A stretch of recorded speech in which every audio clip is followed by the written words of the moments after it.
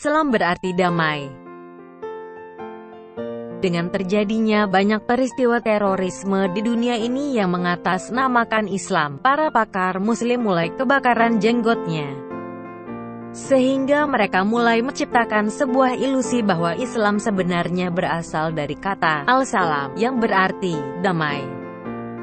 Bagi kaum Muslim yang awam dan non-Muslim, mungkin mereka akan percaya bahwa Islam berarti damai.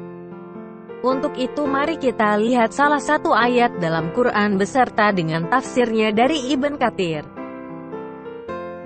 Surah 47 ayat 35. Janganlah kamu lemah dan minta damai, padahal kamulah yang di atas dan Allah pun bersamamu dan Dia sekali-kali tidak akan mengurangi pahala amal-amalmu. Apa arti dari ayat tersebut sebenarnya? Mari kita lihat tafsir Ibn Katsir untuk ayat tersebut di atas.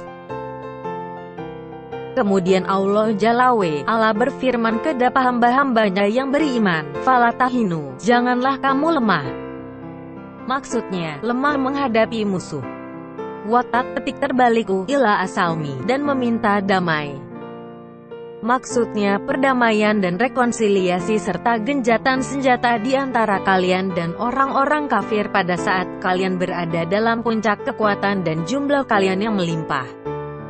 Oleh karena itu, Dia berfirman, "Fala tahinu watat ketik terbalik ila as-salmi wa antumu al-a petik terbalik launa, janganlah kamu lemah dan meminta damai, padahal kamulah yang di atas." Yakni pada saat kalian berada di puncak atas musuh-musuh kalian. Adapun jika pada kaum kafir terdapat kekuatan dan jumlah yang banyak dibandingkan dengan seluruh kaum muslimin, dan sang imam, pemimpin, pun melihat perlunya diadakan perdamaian dan perjanjian, maka ia boleh melakukan hal tersebut. Yang demikian itu sama seperti apa yang dilakukan Rasulullah ketika beliau dihalang-halangi oleh orang-orang kafir Quraisy untuk masuk ke kota Mekah. Lalu mereka mengajak beliau mengadakan perdamaian dan melakukan genjatan senjata antara mereka dengan beliau selama 10 tahun. Maka, Rasulullah memenuhi tawaran tersebut. Jelas dari tafsir Ibn Katsir di atas, dinyatakan dilarang untuk berdamai. Watat ketik terbalik ila asalmi, meminta damai, ketika berada dalam puncak kekuatan dan jumlah muslim lebih banyak. Kalau memang Islam berarti damai, maka tentunya akan dianjurkan untuk berdamai. Pada kenyataannya damai tidak boleh ketika kekuatan muslim sedang kuat. Damai hanya boleh ketika kaum muslim lebih lemah dibandingkan musuh. Seperti yang ditunjukkan dalam video yang berjudul Islam, Agama Kekerasan atau Agama Damai. Kita sudah mengetahui bahwa sebenarnya Islam adalah agama yang menganjurkan kekerasan, sehingga kita tidak heran dengan begitu banyaknya aksi terorisme yang mengatasnamakan Islam. Dan bila kita pelajari lagi buku-buku Islam seperti Sirat Rasulullah karangan Ibn Ishaq, maka akan semakin jelas bahwa Islam tidak akan ada pada saat ini bila bukan karena kekerasan yang dilakukan dalam penyebaran agamanya. Tanpa ekspansi besar-besaran dari kekhalifan Islam ke daerah-daerah lainnya, maka Islam tidak akan tersebar. Mengapa daerah-daerah lainnya seperti di Afrika Utara, Yerusalem, Turki, Irak bahkan sampai Iran, harus diperangi? Surah 9 ayat 29. Perangilah orang-orang yang tidak beriman kepada Allah dan tidak pula kepada hari kemudian. Dan mereka tidak mengharamkan apa yang diharamkan oleh Allah dan Rasul-Nya dan tidak beragama dengan agama yang benar. Agama Allah, yaitu orang-orang yang diberikan Alkitab kepada mereka, sampai mereka membayar jizyah dengan patuh sedang mereka dalam keadaan tunduk. Jelas bahwa berdasarkan ayat di atas bahwa peperangan yang dilakukan memang mengatasnamakan agama.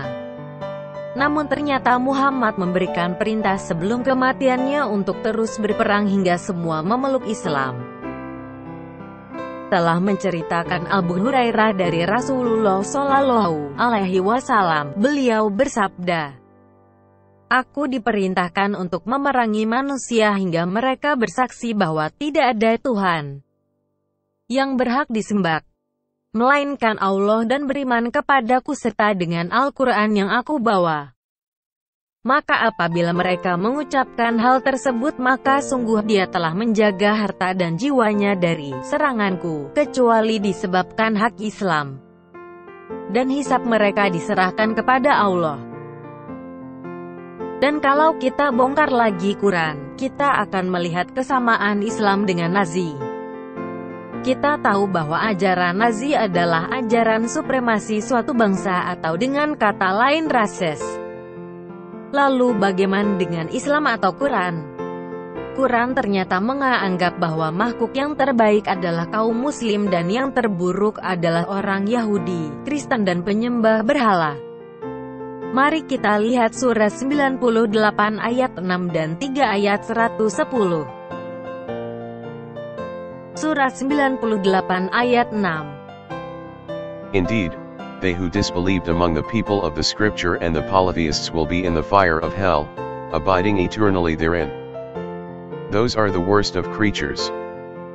Sesungguhnya orang-orang yang kafir, yakni ahli kitab dan orang-orang yang musyrik, akan masuk ke neraka jahanam, mereka kekal di dalamnya.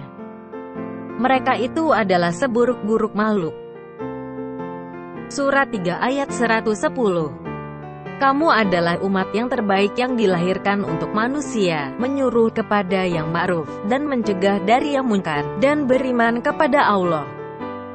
Sekiranya ahli kitab beriman, tentulah itu lebih baik bagi mereka. Di antara mereka ada yang beriman, dan kebanyakan mereka adalah orang-orang yang fasik. Tafsir dari Ibn Katsir menjelaskan ayat di atas sebagai berikut. Allah memberitahukan mengenai umat Muhammad, bahwa mereka adalah sebaik-baik umat seraya berfirman, kamu adalah umat yang terbaik yang dilahirkan untuk manusia. Imam Al-Bukhari meriwayatkan dari Abu Hurairah mengenai ayat ini, kamu adalah umat yang terbaik yang dilahirkan untuk manusia. Ia berkata, kalian adalah sebaik-baik manusia untuk manusia lain. Kalian datang membawa mereka dengan belenggu yang melilit di leher mereka sehingga mereka masuk Islam. Jelas sekarang bagaimana kita bisa melihat ajaran Islam atau Quran yang sedemikian rasisnya. Dan kita bisa melihat bagaimana Allah SWT memerintahkan Muhammad dan pengikutnya kaum muslim untuk memperlakukan umat non-muslim. Ternyata leher mereka perlu ditaruh rantai dan diseret seperti anjing sampai mereka masuk Islam. Bahkan Sahih Muslim pun mengatakan hal yang sama. Telah menceritakan kepada kami Muhammad bin Yusuf dari Sufyan dari Maisarah dari Abu Hazim dari Abu Hurairah radhiyallahu anhu mengomentari ayat, kalian adalah sebaik-baik umat yang diutus kepada seluruh manusia. Surah Ali Imran 110.